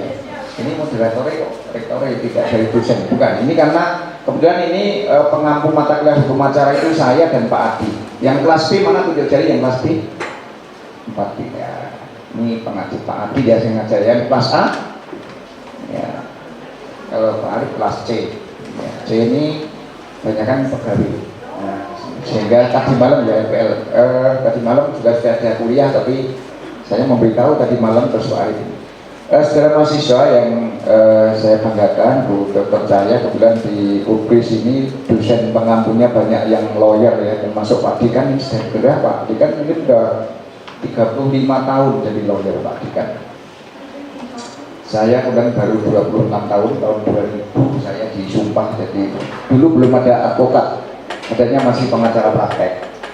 Berikutnya ini Pak Adi ini juga lawyer, Pak Ul juga lawyer, Pak Jamal nggak ada ini, lawyer, Pak Galang itu juga sudah PKPA ya, Undip ya, pendidikan khusus profesi advokat. Bu Nurul udah PKPA belum ya? Ya, ini ada yang England juga ada dosen yang dari pengajar di PPKN ini, tetapi PPKN kan mata kuliahnya banyak yang hukum juga. Nah, untuk itu saudara mahasiswa yang saya banggakan, jadi cukup lengkap untuk tempat kami. Saudara sering diajar oleh praktisi, gitu ya, ketemunya ya Pak Sabto, Pak Adik, Pak Wahyu, Pak Jamal. Nah, hari ini Anda bertemu dengan seorang akademisi. Pak Arif ini karena memang praktisi, jadi saya kira beliau ketua PGRI ketua PGRI Batam, yang notabene saya bilang ketua LKBH PGRI. Jadi yang disampaikan Bu Dokter Cahya itu betul. Ada yang saya tidak sebut itu di mana. Tadi malam kemarin Pak Arif itu telepon saya. Kemudian ada seorang guru yang guru perempuan gitu, guru baru masuk dalam satu grup. Ada yang mengatakan juga ini ada bu guru cantik dan solehah. Barangkali ada yang mau meminang gitu. Itu nggak terima. Di Kabupaten Kota lupa nggak terima, lapor ke LKBH dari ke provinsi saya yang menilai. Artinya ini sangat ada kaitannya dengan Dokter Cahya. Nah untuk itu, karena Anda juga sudah sering diajar oleh praktisi dan akademisi, hari ini Anda murni diajar oleh akademisi. Dan gurunya sama, jadi sama-sama dosennya dari Undip ya Bu. Pak Barda itu yang mengajar, beliau juga yang mengajar saya, karena juga menjadi salah satu tim penggagas KUHP baru waktu itu. Pak Barda juga kami hadirkan, Pak Pujiono dan dari Undip, jadi tunggal guru lah saya dengan Bu Cahya. Tetapi kalau saya banyak ke sidang, maka betul, jadi nek iso digawe gampang, nek iso digawe angel, nopo digawe gampang itu oknum lawyer, ya oknum lawyer. Jadi lawyer kadang-kadang ya Pak Adi, Pak Lu mungkin begitu. Jadi kalau sidang itu, ya Anda nanti kan menjadi penegak hukum yang cita-citanya menjadi lawyer juga hakim juga. Jadi kalau kan bisa dimaknai kayak borongan Bu Dr. Cahya ya. Jadi kalau memiliki 8 saksi, Pak Ari, itu bayaran lawyer ini piye? Kalau bayarannya borongan bisa jadi saksi 8 itu diperiksa bareng. Tapi kalau bayarnya itu per datang, bisa jadi saksi 8 itu dulur-dulur boko siji. Nah, ini sangat mungkin, ini kan tergantung. Itulah sebabnya di Fakultas Hukum UPIS ini ada mata kuliah etika dan tanggung jawab profesi hukum. Dulu sana ya. Ada kan sama. Artinya kalau ngomong tentang KUHP, ngomong tentang KUHP itu diundangkan tahun berapa? Buka Google ada semua. Tapi yang tidak jauh kalah pentingnya, orang sehebat sepintar apapun kalau tidak diimbangi dengan integritas yang bagus, percuma. Maka apapun profesinya tetaplah menjadi orang yang baik. Maka lagu yang kesukaan saya kan lagunya Fatin itu, memilih setia. Setia untuk menjadi orang baik, setia menjadi penegak hukum yang baik. Maka ketika seorang lawyer itu kok mengatakan ini kita ngomong salah kok membela mati-matian bagi orang yang benar disalah-salahi, termasuk membela mati-matian bagi orang yang salah, bagaimana agar hukumannya sesuai dengan apa yang diperbuat. Ini satu hal yang memang. Jadi nilai plusnya nanti mahasiswa Fakultas Hukum UPIS, karena saya di UPIS Bu, kalau dengan yang UNES gitu ya, itu ya bagaimana tetap untuk menjadi apa namanya ya lawyer yang baik, untuk menjadi hakim yang baik. Ini kan nggak ngerti besok mau jadi apa. Ais besok mau jadi apa itu nggak ngerti. Apakah kamu jadi hakim, apa mau jadi jaksa, apa jadi lawyer, apa jadi bupati Batang, jadi bupatinya Pak Arif, itu kan sangat mungkin. Nggak ngerti. Maka Bu Dr. Cahya ini kan mantannya bisa gelo itu tuh, oh ternyata jadi kepala kantor hukum ini saya. Pak Sapo ya, kalau saya nggak pernah pacaran, taruh saya dulu ya. Jadi ternyata jadi rektor ya, kan nggak ngerti Mas. Ya, itu artinya maka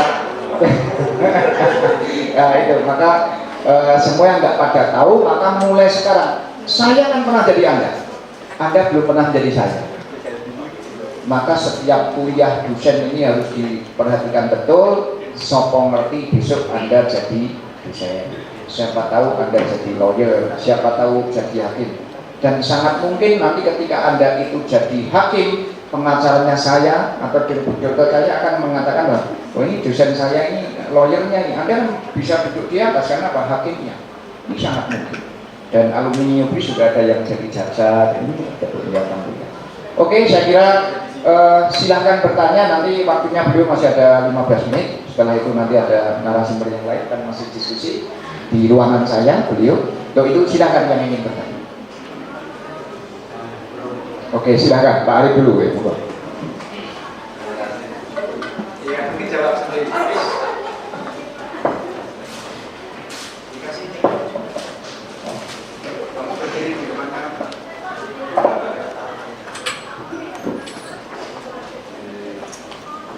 Terima kasih Bu Dokter yang saya hormati. Saya cukup tertarik tadi ada beberapa permasalahan yang semula sudah terkumpul di kepala saya, tapi penjelasan yang teoritis dan praktis tadi beberapa gugur dan masih ada yang belum gugur satu ini. Dalam hukum kita mengenal ultimum remedium. Bagaimana KUHP baru ini bisa menjawab persoalan tadi, padahal tadi dokter menyampaikan RJ itu pada tataran praktisnya sangat sulit, dan saya juga mengalami beberapa hari yang lalu mengalami juga Pak Rektor. Jadi tim TPKS juga, jadi ada anaknya guru di SMA gitu, sudah sampai ke polisi, kemudian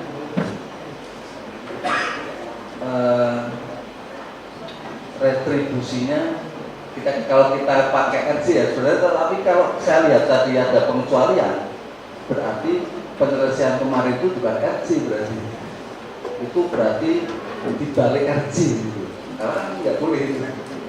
Sehingga dalam kasus ini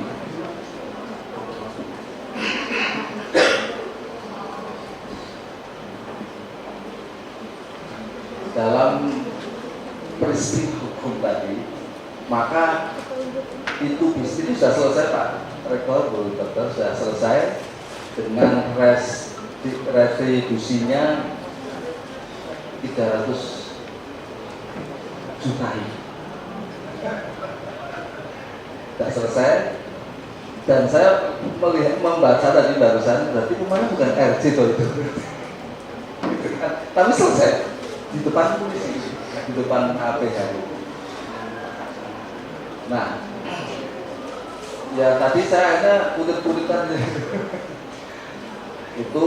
Nah, dengan KUHP baru kita ini yang nomor 30 ini, yang di dalamnya juga mengatur RJ, sementara bangunan undang-undang yang lain juga masih kopong tadi.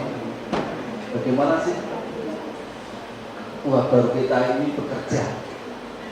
Sementara ada satu kasus lagi di mana KUHP baru tadi kan inginnya kan yang murah, cepat, bahkan diatur tenggang waktunya kan ada itu 7 hari 14 hari itu. Bagaimana dengan kasus 310 yang dulu pencemaran nama baik itu, yang sekarang sudah berada di Kejaksaan Tinggi, yang sudah berbulan-bulan belum P21. Itu persoalan itu menurut analisis persoalan ijazah ini, itu menurut Ibu bagaimana itu dengan KUHP yang baru ini? Terima kasih. Yang pertama, yang kedua, silakan. Terima kasih. Biasanya kalau kuliah tanya nih di depan Bu Dokter tanya kok enggak tanya. Apa cukup ya? Silakan. Oh, Ais, silakan Ais. Oh, saya kira ya, yang lain? Siapa nanti nomor kamu? Silakan.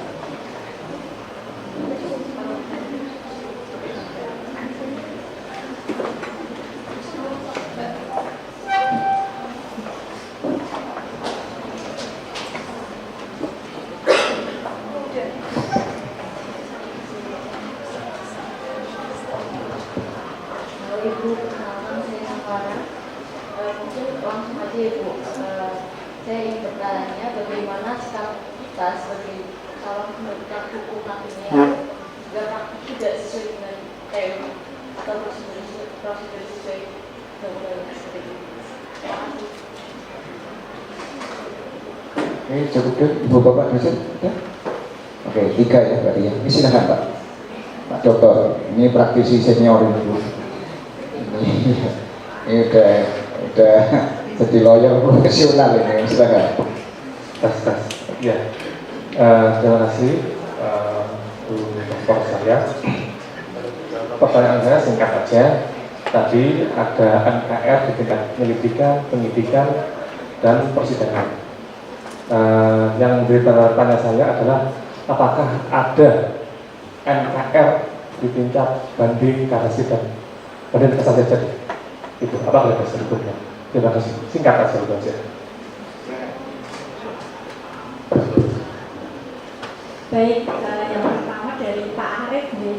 Jadi sebenarnya Pak Arief itu sudah tahu jawabannya ya. Gitu.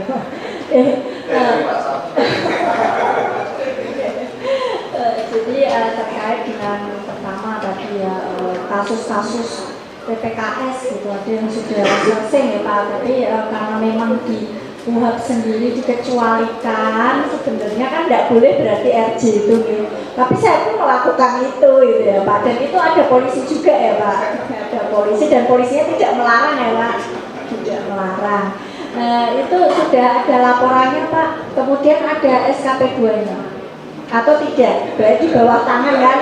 Iya, rata-rata begitu. Jadi untuk kasus PPKS yang memang polisi ikut di dalamnya itu biasanya tanpa SKP 2, tanpa penetapan pengadilan. Jadi ya sudah selesai yang 300 jutanya tadi, ya ini untuk korban kan, restitusi ya kan Pak, ya gitu kan. Jadi memang rata-rata untuk beberapa kasus yang dikecualikan seperti TPKS ini memang Ada LP-nya. ya. Ada LP-nya juga. Oh iya, tapi kan itu internal, ya nggak naik, itu kan internal saja untuk formal kan gitu Pak. Kita sama-sama tahu kalau itu ya. Saya baru tahu itu. Karena memang nanti kalau naik, loh TPKS dikecualikan kok bisa kamu RJ kan gitu pertanyaannya nih. Kemudian terkait dengan yang apa tadi Pak? Saya lupa. Oh, pencemaran nama baik ya, nah ini Pak. Iya. Jadi memang kan gini, asas peradilan cepat, murah gitu kan, atau asas peradilan cepat biaya ringan gitu kan, itu kan asas ya Pak. Nah kita kan sama-sama tahu asas adalah landasan fundamental kan, begitu harusnya. Tetapi dalam tataran praktek memang kemudian menjadi suatu hal yang ini dalam mewujudkannya itu betul-betul ya butuh effort gitu, best effort. Kalau kita berbicara kenapa yang sampai di pengadilan tidak selesai-selesai, itu kan berarti masih pakai UHAP yang lama kan Pak, karena kan sudah masuk di tataran pengadilan, berarti kalau sudah berjalan berdasarkan pada SEMA ya, surat edaran, itu kan juga harus mengacu berarti di dalam UHAP yang lama gitu. Nah kalau misalnya sudah masuk di pengadilan, itu sudah bukan yang jangka waktu 7-14 hari kan untuk yang RJ ya Pak ya. Oh di penuntutan, masih di penuntutan ya. Di kejaksaan, kenapa kok nggak naik-naik P21 ya? Ya ada, ya itu kalau misalnya bolak-balik ada pra penuntutan, bolak-balik berkasnya itu dibuat berkali-kali Pak, gitu kan. Ini kurang balik, kurang lagi, kurang terus ya, itu kan boleh memang pra penuntutan Pak, ya kan. Yang jangka waktu itu kan untuk pra penuntutannya, ya kan. Kalau petunjuknya ada 10, nah kan boleh bolak-balik dikalikan 10 itu tadi Pak. Nah sehingga memang hukum acara itu adalah rule of the game-nya aparat penegak hukum, semuanya ya, dari penyidik, penuntut umum, jaksa ya, kemudian hakim sama lawyer kan gitu. Tetapi yang bisa mengangkangi hukum kan orang hukum sendiri, yang bisa tadi bolak-balik sekian kali itu formal boleh kok, nggak melanggar hukum gitu. Mau dimasalahin apanya yang dimasalahin kan gitu kan Pak. Akhirnya ya ada celah-celahnya di situ. Nah ini memang sekali lagi oknum ya, kalau saya bilang oknum gitu. Jadi yang bisa mempermainkan memang adalah orang yang paham hukum.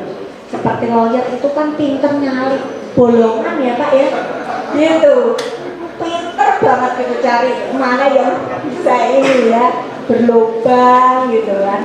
Nah kalau masalah kemudian banyaknya lubang-lubang di dalam UHAP, nah ini memang kita katakan UHAP ini sebenarnya masih prematur ya Pak Rektor. Lahirnya itu dipaksakan, harus lahir. Karena apa? Undang-Undang nomor 1 tahun 2023 harus diterapkan. Kalau misalnya itu diterapkan dengan Undang-Undang nomor 8 tahun 1981 tidak applicable sama sekali. Iya, nggak bisa sama sekali itu mengakomodir yang ada di KUHP, sehingga sejadinya keluarkan gitu. Padahal kalau kita baca di KUHP semua ke PP peraturan pemerintah tidak ada itu. Terus teknisnya gimana? Loh, siap-siap wae polisi ini rodok-rodok ditekan kan gitu. Kemarin waktu saya ngisi jadi narsum di Polrestabes, itu mereka ya takut-takut gitu kalau nanti diperhatikan gitu kan, karena nggak ada semuanya, untuk teknisnya tuh belum keluar, akhirnya kan perintilan-perintilan yang keluar ya kan, SK Polri, surat edaran, kan perintilan ini. Nah, pemaknaannya juga berbeda. Kemudian kalau terkait dengan ultimum remedium, ini jelas ya, sekarang sudah ada pergeseran bahwa pidana itu memang betul-betul dijadikan sebagai ultimum remedium gitu. Makanya kenapa ada RJ, kenapa ada, kalau pengakuan bersalah memang tidak meniadakan sifat melawan hukumnya, tetap dipidana, tetapi kan ada keringanan. Kenapa ada putusan rector pardon atau judicial pardon atau permaafan hakim? Itu kan juga memaafkan. Berarti kalau bisa dengan alasan yang kemanusiaan, kemudian tindak pidana ringan sudah dikembalikan di situ kerugiannya, itu kan ada putusan permaafan hakim. Nah, ini juga menjadikan pidana sebagai ultimum remedium. Jadi memang sudah ada pergeseran termasuk kepentingan korban, restoratif justice. Nah, begitu ya Pak Arief. Dan saya rasa Pak Arief juga lebih memahami hal tersebut. Nah, kan ya Pak Arief. Kemudian tadi yang pertanyaan dari Mbak Savana ya. Ya, untuk menjadi calon ya yang tidak hanya sekedar ini apa tadi,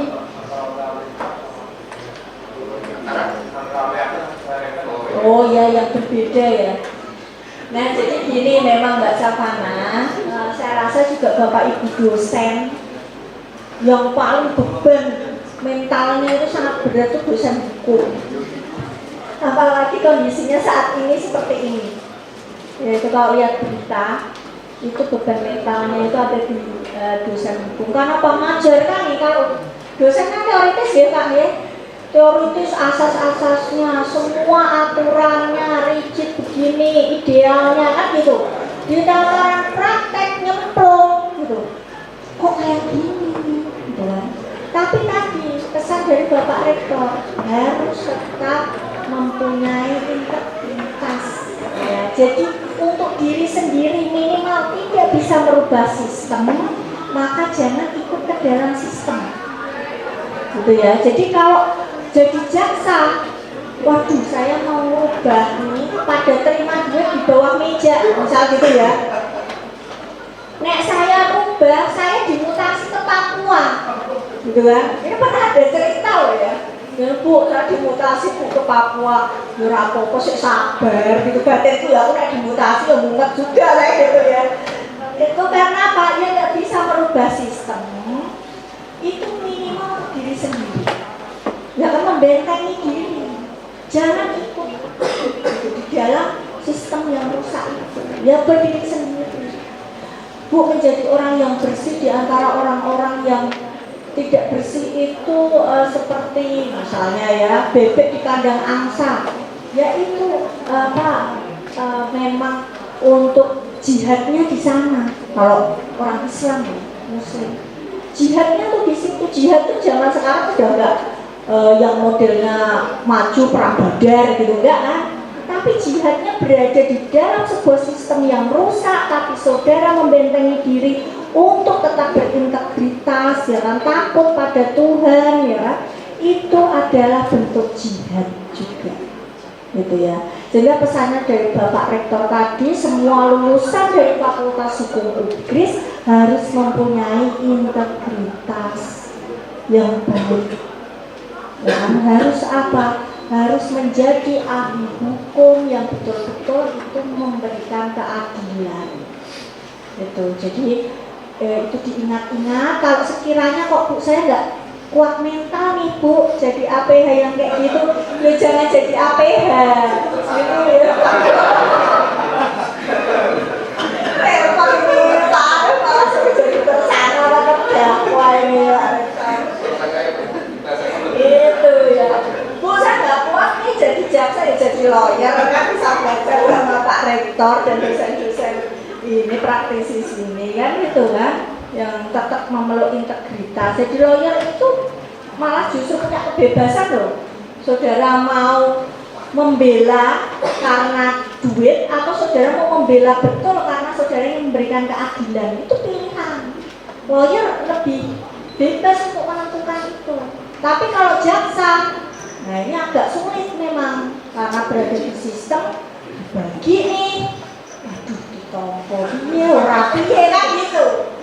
Jadi memang jadi lawyer itu lebih saudara bisa memilih apakah saudara mau jadi lawyer putih, abu-abu, hitam, nah itu banyak ya. Jadi pilihannya itu ditentukan sendiri kalau lawyer. Tapi kalau saudara berada di suatu birokrasi, entah itu polisi, jaksa, hakim, memang lebih berat tantangannya. Tapi kalau saudara punya integritas, berani, nggak apa-apa, silahkan jadi APH yang memang betul-betul mewujudkan keadilan, gitu ya.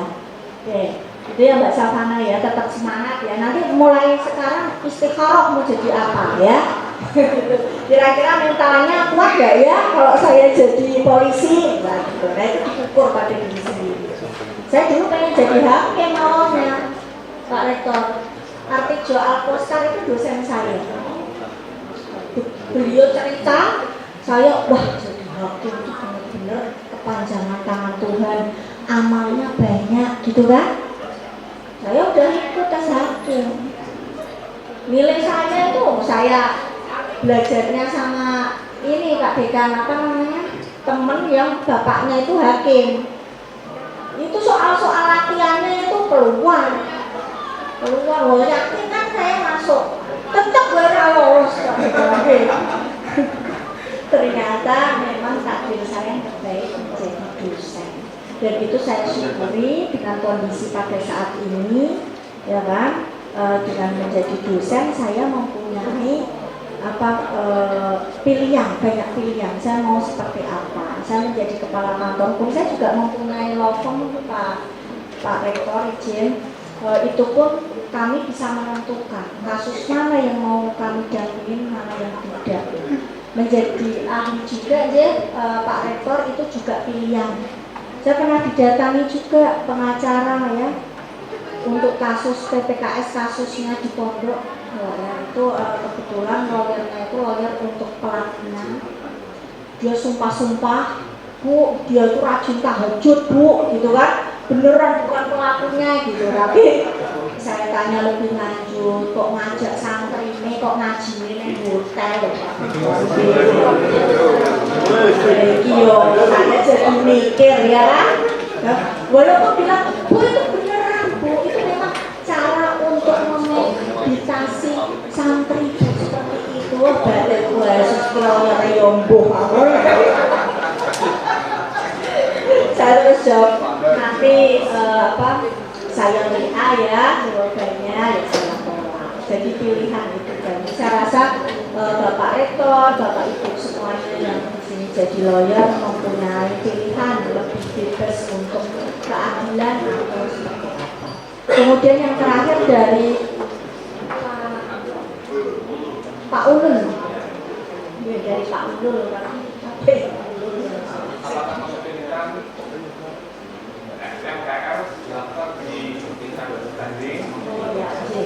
Jadi Pak Ulul, jadi untuk MKR ini pengaturannya adalah di tingkat penyelidikan itu tanpa penetapan pengadilan. Jadi hanya SKP 2. Di penyidikan pakai penetapan pengadilan. Di penuntutan pakai penetapan pengadilan. Kalau yang di persidangan itu nanti pakai amar. Ya, ada di amar bahwa sudah selesai dengan keadilan restoratif sehingga tidak dijatuhi pidana, gitu ya. Itu bentuknya di amar, bukan lagi penetapan. Terkait upaya hukum ini memang sempat saya pertanyakan Pak Utul, karena apa di KUHP kita tidak diatur. Bisa tidak diupaya hukumkan, misalnya banding, kasasi, untuk penetapan pengadilan ini itu tidak ada ketentuannya di KUHP. Sehingga kalau kita berbicara, makanya kenapa penetapan pengadilan itu mau dianggap itu sebagai dipersamakan dengan putusan hakim, yang artinya kalau sudah keluar penetapan pengadilan berarti dianggap inkrah, kan gitu kan? Kalau udah inkrah berarti itu apakah kemudian tidak dilakukan upaya hukum? misalnya ya, atau itu mau diberikan kewenangan untuk upaya hukum, ternyata ini memang masih kosong. Belum ada kemudian ketentuan penetapan pengadilan itu bisa katakanlah itu dibanding atau kasasi.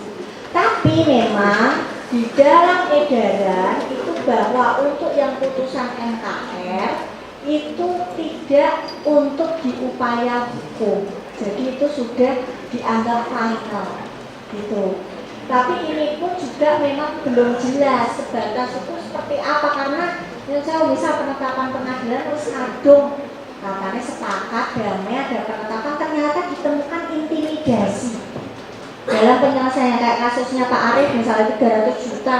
Yo iki rada-rada yo nekoni polisi iki nadani lah gitu kan, gitu lah gitu ya. Jadi drodok gitu kan, terus keluar 300 jutanya misal gitu. Nah kalau ada intimidasi sudah kadung penetapan pengadilan, kalau tidak bisa upaya hukum repot juga. Apalagi buat lawyer, waduh banget gitu kan, selesai gitu kan.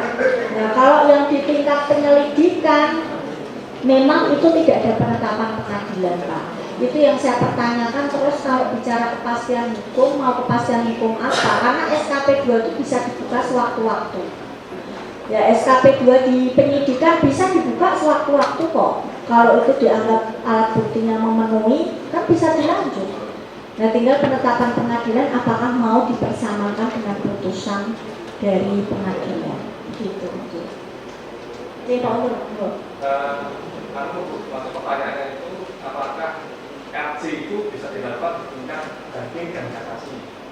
Misal ilustrasi kasus ketika di tingkat penuntutan dan persidangan dilakukan RJ dan tidak bisa, kemudian ada banding dilakukan, sudah putusan meringankan, dan kemudian dari pihak terdakwa itu masih tidak terima melakukan upaya banding dengan putusan itu. Terus kemudian ketiga mau melakukan upaya RJ, apakah bisa di tingkat banding atau di tingkat teknisnya Jadi Pak Ulur ini saya rasa menarik ya, cukup menarik. Memang RJ ini adalah sebagai suatu hal baru sekarang ya sekarang. Kalau misalnya sebenarnya RJ itu kan bibitnya kan ya rembuk dosa atau musyawarah mufakat ya aslinya sudah lama gitu. Cuma karena masuk di dalam criminal justice system kan jadinya secara formal kan harus ada ketentuan yang jadi pegangan. Nah kalau misalnya itu kemudian di tingkat banding atau kasasi, apakah kemudian masih bisa di RJ? Kalau keterangannya di BUHAP itu dia hanya di penyidikan, penuntutan, ada dalam persidangan. Tapi persidangan ini pun tidak disebutkan lebih lanjut dia di tingkat pertama, di tingkat banding atau tingkat kasasi, itu tidak ada. Karena memang nanti pengaturan lebih lanjut yang ada di peraturan pemerintah Pak Ulul. Lah peraturan pemerintah belum ada. Gitu loh. Akhirnya apa? BUHAP dibaca, balik lagi ke SK Polri, balik lagi ke kejaksaan ya kan? Surat Perpol, balik ke Perpol, Perja, peraturan kejaksaan, ke Perma, peraturan Mahkamah Agung. Gitu loh. Karena PT-nya belum ada. Jadi kalau berdasarkan pada Perma misalnya ya atau Perja ya tidak jelas juga, ya kan? Karena itu apakah di tingkat banding kasasi dibuka, ini hal yang baru Pak Ulul. Jadi PR-nya tuh masih banyak karena peraturan pemerintah semua, sedang peraturan pemerintahnya tidak ada. CCTV itu pengaturannya di peraturan pemerintah, penyadapan di peraturan pemerintah tidak ada. Yo aneh memang ya, memang ya seperti tidak ada yang baru. Sudah ada, tinggal menetapkan aja. PT-nya ya, PT-nya. Uji sudah masuk di pemerintah, tapi kan belum sah tuh Pak. Iya belum sah, dia tuh Pak Rektor. Kalau belum sah kita orang hukum yo, ngosok rancangan kan gitu Pak Ulul. Jadi memang nunggu pengetokan, dan pengetokannya itu masalahnya anggeriannya itu yang kedua. Makanya ya harapannya sih segera bisa. Itu ya Pak Ulul. Baik, Pak Rektor, saya mau Pak Rektor moderator. Karena pengajar hukum acara ini saya ini. Jadi Bu Rektor, terima kasih saudara mahasiswa yang saya banggakan. Jadi saya pernah dengar dari dosen saya itu, waktu saya jadi advokat itu, saya dulu belum advokat namanya, karena undang-undang advokat itu ada di tahun 2003. Sementara saya disumpah jadi pengacara praktek tahun 2000. Jadi dulu belum ada yang namanya advokat, saya dulu pengacara praktek ya. Pengacara yang sukses itu satu menguasai hukum acara, yang kedua itu pandai beracara. Tapi ini satu hal yang memang ini harus menjadi PR. Pengertian pandai beracara jangan sampai mengurangi atau melemahkan integritas itu sudah benar. Maka apapun penegak hukum, Anda jadi jaksa, lawyer, hakim dan lain sebagainya, tetap kita pegang yang namanya integritas itu. Ini yang menjadi penting. Maka Fakultas Hukum ketika mata kuliah etika tanggung jawab profesi mau dikonversi, saya termasuk keberatan karena ini menjadi fondasi, ini menjadi dasar. Nah, maka sebenarnya di dalam teorinya Friedman itu kan yang namanya hukum bisa bagus tidak kan tidak lepas tidak atau budak ya. Jadi ya substansi, struktur, kulturnya, sehebat apapun, sebagus apapun yang namanya aturannya, kalau penegaknya tidak bagus juga nggak bagus. Begitu juga Pak Ari, ketika bagus pun kalau masyarakatnya nggak bagus, ya sama saja. Sekarang kalau di keguruan ini yang tidak Fakultas Hukum, Bu Doktor, ini kan calon guru, itu kan dibekali bagaimana ketika guru di dalam kelas itu selain memang dibatasi, juga dilindungi. Seorang guru kan juga tidak boleh kan dengan adanya undang-undang perlindungan anak kan nyeleneh terus jewer. Misalnya di tahun berapa pernah membela ada seorang guru yang muridnya SD kelas 5 diajar membunyikan mercon di kelas, disuntik sama gurunya, ini pidana. Jaksanya kami menghadirkan saksi ahli pendidikan. Ahli pendidikan mengatakan kalau ini bukan tujuan untuk menganiaya, tujuannya adalah mendidik, boleh kacamata pendidikan. Jaksa manggil saksi ahli pidana, jangankan nyelontek keluar titik darah, wong ngatain saja itu bisa pidana, korban. Ini kan ada hal yang memang maka kembali ke hukum kan mens rea. Bagaimana sebenarnya melihatnya itu? Maka jalan mahasiswa yang saya banggakan, fiksi hukum yang berlaku setiap ada aturan hukum dan masyarakat dianggap menjadi hukum. Fakultas Hukum Ubi sono KUHP anyar, UHP anyar ke orang mudeng babal blas tekoki calon moro tuane. Ngeri kalau saya bukan punya anak perempuan. Dua lah nek ngelamar anakku ke Fakultas Hukum tak tes nek ora lolos. Dulu kalau zaman kuliah saya dulu kan orang medsos. Saya magang di kantor pengacara lama. Itu aja nggak makan. Sekarang tekoki calon moro pamit ke kamar mandi bisa. Tekok Bang Google cara membuat surat kuasa bisa. Ais, kok paten ya?